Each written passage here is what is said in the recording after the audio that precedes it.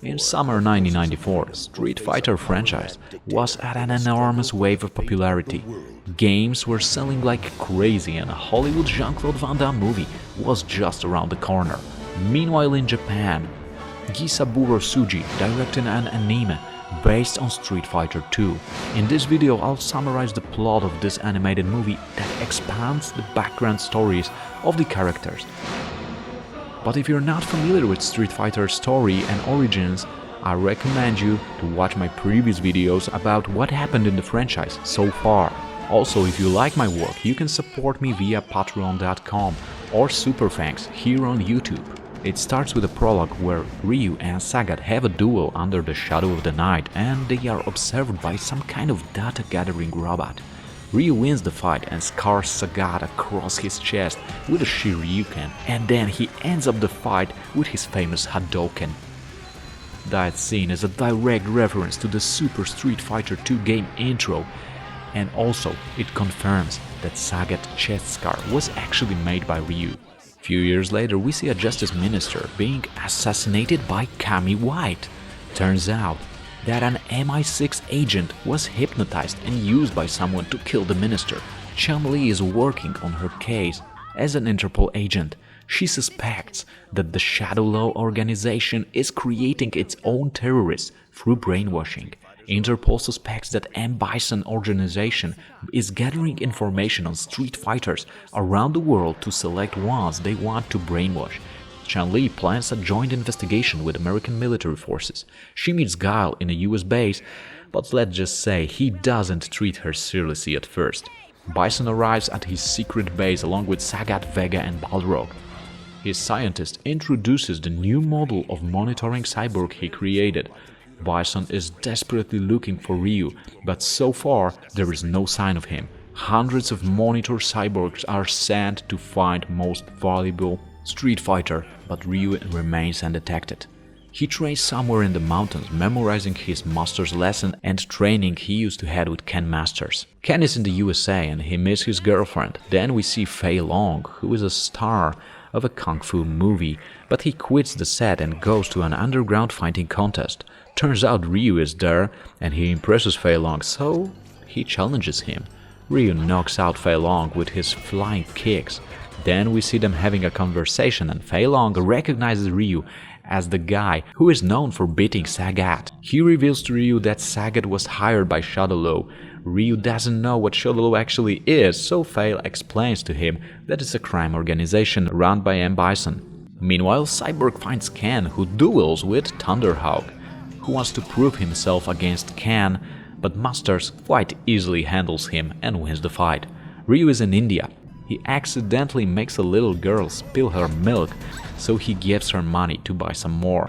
Then he watches a fight between Dalsim and Honda, but Dalsim feels his strong aura, and that distracts him enough to give up the fight and make Honda really angry.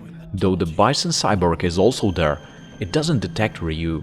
Also, it turns out that one of Bison's assassins arrives to assassinate someone, but he fails to do so, and a shootout starts. This little girl runs straight into it as she tries to give Ryu his change back, and Ryu interferes to save her, and luckily he manages to do so. Honda approaches him and gives him half of his winnings, telling that he won the fight with Dalsim thanks to his presence. Bison is informed that an unidentified fighter was spotted in India, and the other cyborg found Ken Masters in Seattle.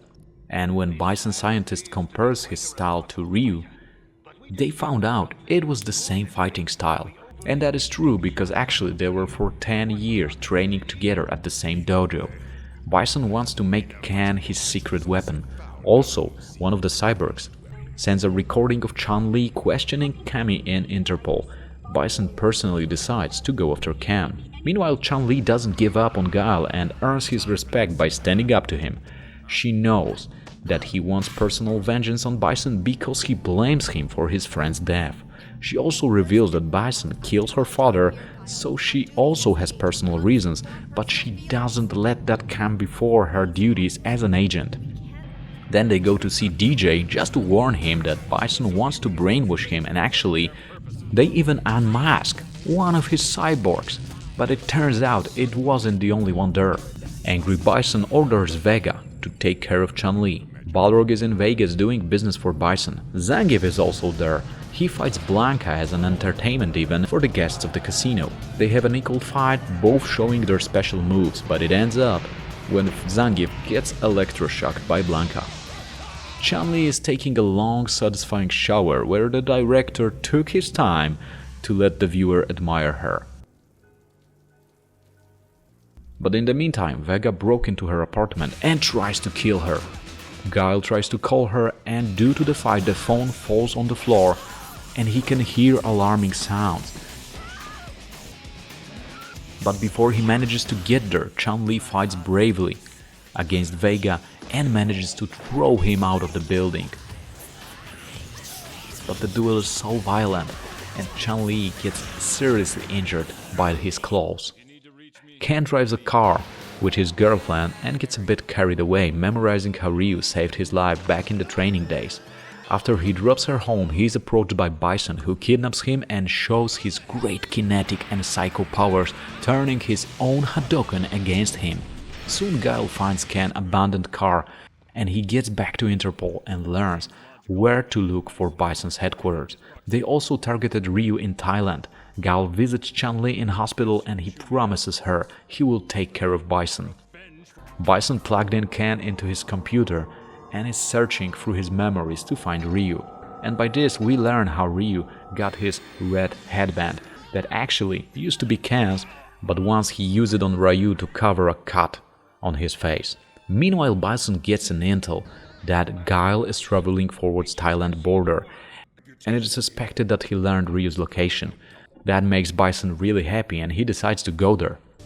Turns out Ryu is with Honda and soon Guile shows up and informs about Ken. Then Bison attacks and sends brainwashed Ken to fight against Ryu. Guile tries to fight against Bison and Honda duels Balrog. But turns out Guile alone is no match for M. Bison. Honda and Balrog have an equal fight and both fall down the rock and Ryu has trouble against Ken, but during the fight Ken is haunted by images from the past and finally comes back to his reason. Angry Bison knockouts Ken with his force, so Ryu rushes at him with anger, but Bison's psycho powers are hard to handle. Ken wakes up and tries to help Ryu, and together they manage to overpower Bison, and at the turning point of the fight, they combine their Hadoukens into one, and that turns Bison into a powerball that blows up the Beetle. Honda shows up carrying Guile and Balrog. Then we see a military assault destroying Bison's base, and Guile receiving a message to come quickly to the hospital. Guile is worried that Chun-Li is dead, but it turns out she pranked him, and actually she recovered after the operation. Ken and Ryu again part their ways, but Ken gets back to his girl and Ryu just walks away looking for another challenge. But after the credits we see a truck behind him getting closer and it turns out Bison is steering it and Ryu spots him and prepares for attack, and that's how the film ends. Also, there is an information about upcoming Street Fighter movie starring Jean-Claude Van Damme and Raul Julia.